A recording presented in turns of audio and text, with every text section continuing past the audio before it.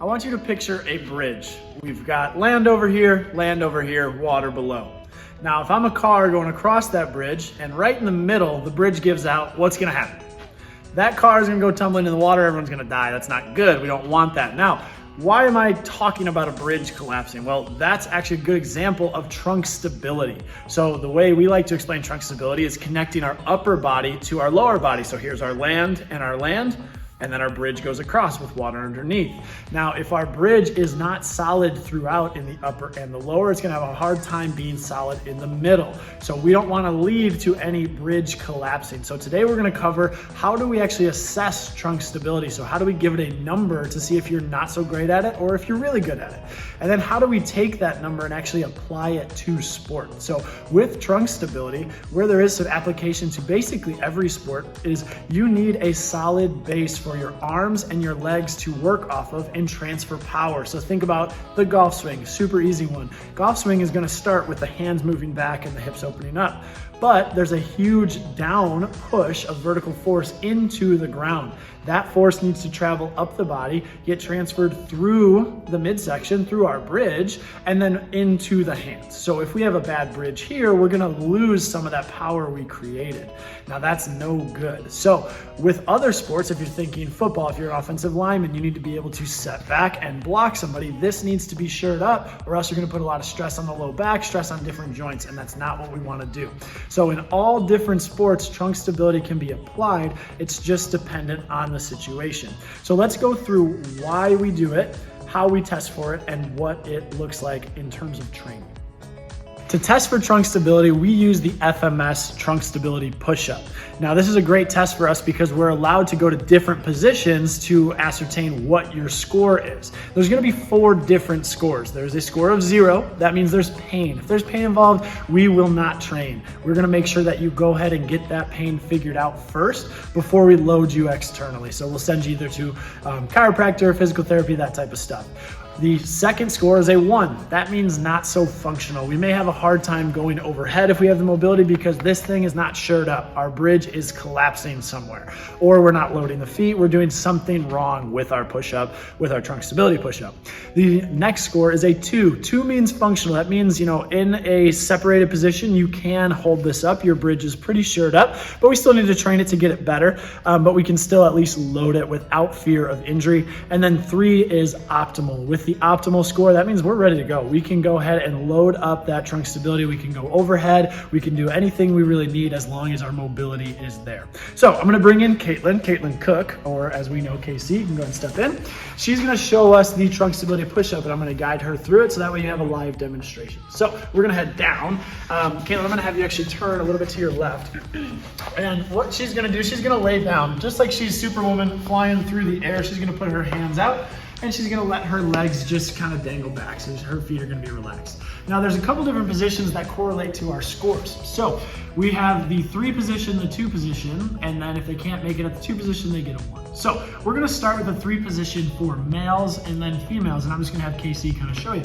So the 3 position for males is gonna be like making this face. So Casey is gonna bring her hands down to about the forehead, and then she's gonna come out about to elbow length, so about right here. So see how she slid her hands back? That's a common thing that people will do. She actually needs to come up to about here and match those thumbs with the top of her forehead. That's the 3 position for males, meaning if they can hit the trunk stability push-up, which we're about to get into, perfectly from this position, then they get a 3.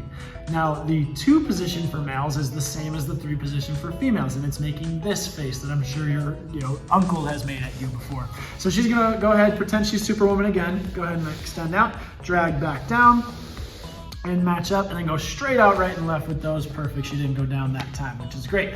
Now, that's the 2 position for males and the 3 position for females. So if the females hit from here, they're a 3. If the males hit from here and everything's perfect, they're a 2. Now, the next position for females only is down to about the collarbone. So she's gonna extend out. Go ahead and extend out like your Superwoman again, this way, and pull all the way down to your collarbone. Good, so you can see we went from about here to there. And then her arms will come out just a little bit left and right. Okay, so that's the hand positions. Now we're gonna talk about the feet. Feet need to actually be together, and they're gonna start relaxed. So that way we don't have a wide base of support. So she's gonna go ahead and relax.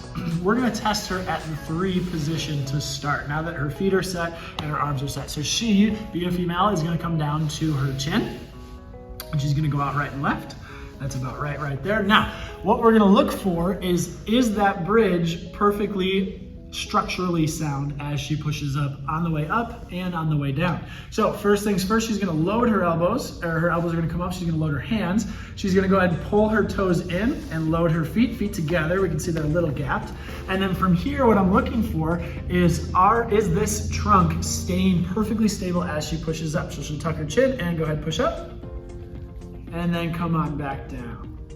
Good, we're gonna try one more time there, and go ahead and when you're ready, push up and push down. So what are we looking for as practitioners? You can go ahead and relax. So as a practitioner, we're looking to see, is there any lag here in that trunk, right? So as she's pushing up, does the trunk kind of bellow out a little bit? And if that's the case, then we know she can't officially hit that trunk stability push up from that position. The other thing we're looking for is the transfer between her feet and her upper body. So if her upper body is taking a lot of the weight, you're gonna see at the feet, her toes aren't really gonna be loaded. They're gonna just kind of be like kickstands. We don't want that. We wanna see her feet actively loaded and she's pushing backwards into it. So for her, we had a little tiny lag at the beginning to where I'm not comfortable giving her a 3. So I'm gonna go ahead and let's see if she can rock the 2. So she's gonna go ahead and go straight out. She's gonna pull down to that collarbone, pull out left and right. And again, we're looking here and at those feet. She's gonna load her feet, put them together, elbows tucked up, hands into the ground, and push up. Good, that's a little bit better. Now come down under control. Perfect, good. So for her, Caitlin's gonna be a 2, right? She's strong, she's a trainer, we hope she is a 2. And I'm gonna be comfortable if she has the shoulder mobility going overhead. Now, we're gonna see if she clears our pain test. So if there's pain on that push, we know that she'll be a 0, okay? But we also have a pain clearance test. So now her feet are relaxed just like that. She's gonna go into Cobra. So Cobra is just pulling her hands down to about her collarbone again, pushing her upper body off the ground while keeping her lower body down. Good, and then I hear you're asking, hips stay on the ground, good. Any pain in that low back? No pain in the low back, no pain. You might get pain in the shoulders, the neck. If she clears it with no pain, then she's good. So you can go ahead and stand back up. So with trunk stability push-up, when we're thinking about that, we have to say, okay, does she meet the standards and the requirements to actually make that score? And then if there's no pain, she can actually have that score. But if there is pain there, she goes down to a 0.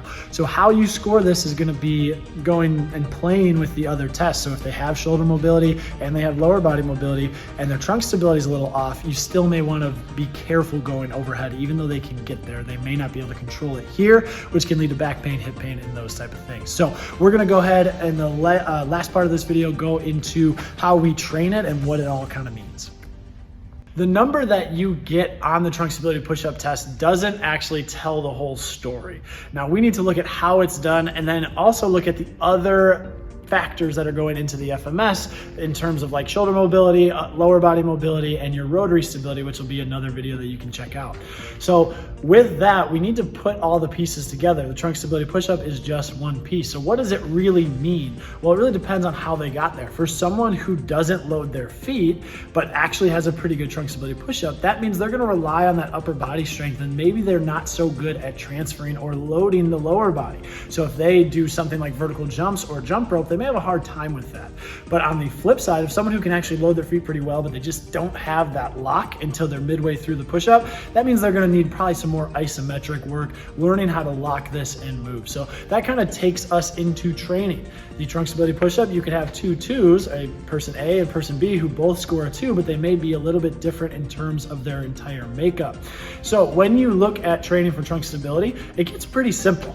We're just looking at connecting our upper body to our lower body through the trunk. So how can we do that in different ways? There's a million different ways to do it. Isometric hold, super easy. You can just hold a plank hold. Hold it for 60 seconds, 90 seconds, whatever it may be. Try to beat your time. That way you're telling your body, we're gonna hold this position for a long time because that's what you have to do anyway. When I'm vertical right now, I need this to be on or else I'm just gonna be flopping around, which I can't have. Then you put that in a sport component. And if you're not rigid through here, you can let your disc get compressed, and that's no good.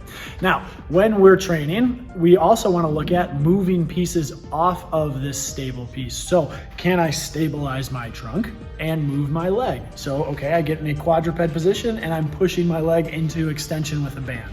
That's a really easy way to see, does your trunk stability hold up while you move the lower body? Okay, what about the other way? If I'm moving my arm up, so maybe it's a dumbbell shoulder press, and I'm just trying to see, can I have integrity here? So not having integrity would mean as I press, I lose this and I drop. This gets all extended out and it's not really on, versus locking down and pushing. So you can use things like the 4x4 matrix to test yourself in different ways, whether you're supine or prone, half kneeling, tall kneeling, in a transitional standpoint, quadruped, or all the way up to standing. And then you just add different loads. Some of it is body weight, some of it is external loads, or anywhere on that spectrum. So there's a million ways to train the trunk, and it really is important in all different compound lifts. So think about your deadlift and your squat. If this is not locked and loaded, now your discs are going to get compressed a little bit more than maybe you would want, or we're gonna go ahead and compensate in a different way, and that's going to lead to pain somewhere else. So the trunk can be the key to power transfer, like we talked about in the golf swing, but also just to keeping you healthy and keeping other things working the way they're supposed to. The trunk maybe doesn't get a lot of respect, even though it needs the respect, because if this is out of whack, everything else is out of whack. If this isn't here, my shoulder can't work the way it's supposed to. If this isn't here, my hip doesn't have the mobility and the stability it's supposed to, and I can't stack my joints. Okay, so the trunk really needs to be what you're thinking of on all your different exercises, making sure this is in the right position first, and then moving from there. So as you're training and as you're going through your program, make sure you're really focusing on where this is positioned and how it changes position, or hopefully doesn't change position as you're training. So keep that in mind as you train, and make sure that you're testing it to see where you stand and how you get better.